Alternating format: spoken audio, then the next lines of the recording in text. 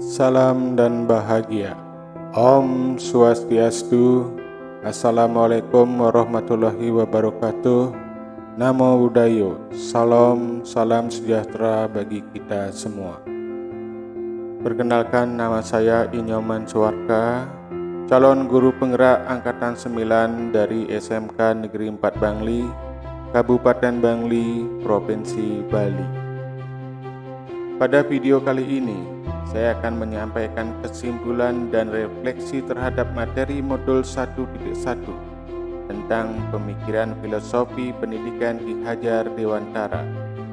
Sebelumnya, saya ucapkan terima kasih yang sebesar-besarnya kepada Ibu Fasilitator, Ibu Ana Marsriani Hiri, dan Bapak Pendamping Praktek, Ide Bagus Made Widarsana, yang dengan sabar selalu mendampingi dan memberikan arahan selama mengikuti pendidikan guru penggerak sampai saat ini. Sebelum lebih lanjut, marilah kita mengingat kembali siapakah Ki Hajar Dewantara itu. Ki Hajar Dewantara adalah pelopor pendidikan di Indonesia. Beliau bangsawan Jawa dengan nama Raden Maswardi Surjaningrat, lahir pada tanggal 2 Mei 1989. Pada zaman kolonial, pendidikan sangatlah begitu terbatas, terutama dari kalangan masyarakat biasa, karena pada saat itu pendidikan hanya milik kongsi atau pedagang Hindia Belanda dan anak-anak bangsawan saja. Dengan tujuan membantu masyarakat kecil dalam dunia pendidikan, pada tahun 1922 lahirlah Taman Siswa di Jogja sebagai pelopor dari sebuah proses kemerdekaan dan kebudayaan bangsa. Menurut pemikiran Ki Hajar Dewantara, pendidikan adalah menuntun segala kekuatan kodrat yang ada pada anak-anak agar mereka dapat mencapai keselamatan dan kebahagiaan yang setinggi-tingginya.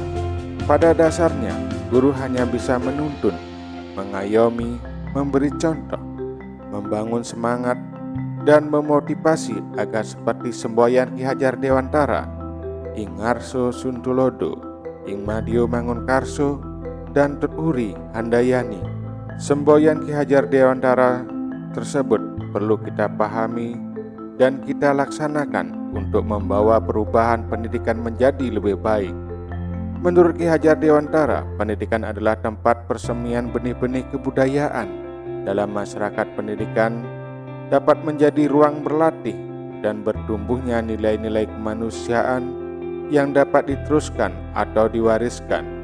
Dan pendidikan ibaratkan petani atau tukang kebun kehidupan yang fungsinya menuntun tumbuh atau hidupnya kekuatan kodrat yang ada pada anak, agar memperbaiki lakunya hidup dan tumbuhnya kekuatan kodrat anak. Sebelum lanjut, apa yang saya percaya tentang murid dan pembelajaran di kelas sebelum saya mempelajari modul 1.1 ini.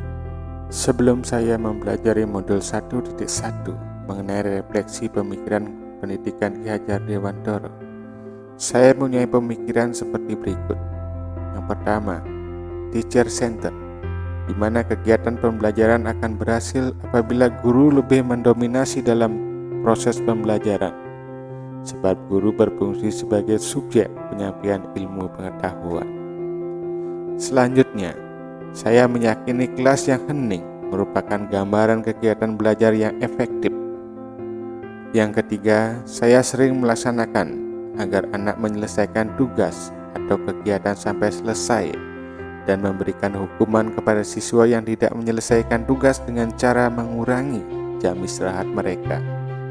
Selanjutnya, kegiatan pembelajaran selalu di dalam kelas dan murid lebih banyak mengerjakan tugas jika sudah selesai menerima materi. Dan yang terakhir, saya tidak mempedulikan apakah siswa sudah benar-benar paham atau belum akan materi yang saya sampaikan. Selanjutnya, setelah saya mempelajari modul 1.1 tentang filosofi pendidikan Ki Hajar Dewantara, banyak pemahaman, pemikiran, dan perilaku yang saya dapatkan. Pemikiran KHD terhadap pendidikan sangatlah bagus dan membuat saya mengerti bagaimana sebaiknya melakukan kegiatan pembelajaran dan memperlakukan anak-anak, seperti halnya Pembelajaran berpusat pada siswa, di mana dalam pembelajaran mengutamakan kepentingan perkembangan murid sebagai acuan utama, sehingga pembelajaran didasari atas kebutuhan siswa, bukan diri kita sendiri sebagai guru. Selanjutnya, menuntun siswa. Guru harus mampu menuntun dalam mengembangkan potensi, minat, dan bakat sesuai dengan kekuatan kodrat alam siswa dan kodrat zaman dalam kehidupannya.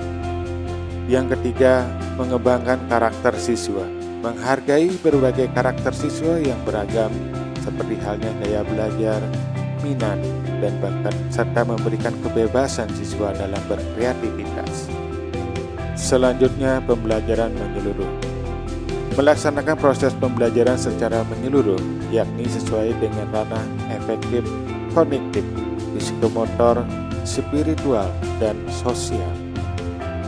Semua itu bertujuan agar kekuatan kodrat yang dimiliki anak mampu mencapai keselamatan dan kebahagiaan yang setinggi-tingginya, baik sebagai manusia maupun sebagai anggota masyarakat.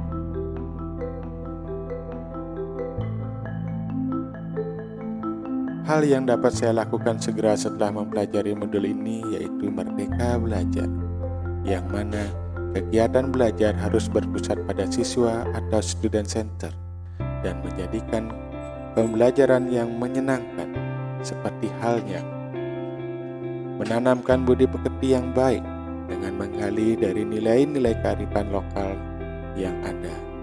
Selanjutnya, merancang pembelajaran yang interaktif dan menyenangkan dengan melibatkan siswa sesuai dengan minat, bakat, dan kemampuannya. Yang terakhir, menerapkan konsep pembelajaran abad 21, di mana siswa mampu untuk berpikir kritis, kreatif, komunikatif, dan berkolaborasi. Jadi, kesimpulan yang saya dapat setelah mempelajari modul 1.1 yaitu bahwa peran sebagai seorang pendidik adalah menuntun tumbuh kembangnya kekuatan kodrat alam dan kodrat zaman siswa dalam kehidupannya, sehingga mampu mencapai keselamatan dan kebahagiaan yang setinggi-tingginya, baik sebagai manusia maupun anggota masyarakat. Melaksanakan pembelajaran yang berpusat pada siswa dengan memberikan kebebasan dalam belajar, berkarya, dan berkreativitas. Selanjutnya, menghamba pada anak.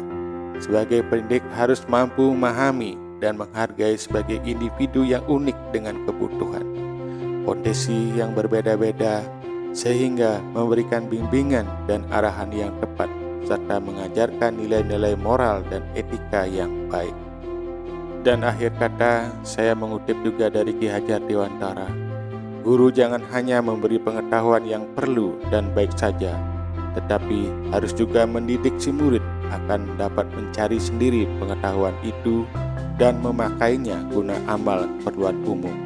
Pengetahuan yang baik dan perlu itu yang bermanfaat untuk kepentingan lahir batin dan hidup bersama. Sekian dan terima kasih. Om Santi Santi Santi Om. Wassalamualaikum warahmatullahi wabarakatuh. Namo Buddhaya, salam sejahtera bagi kita semua. Salam Guru Penggerak. Terima kasih.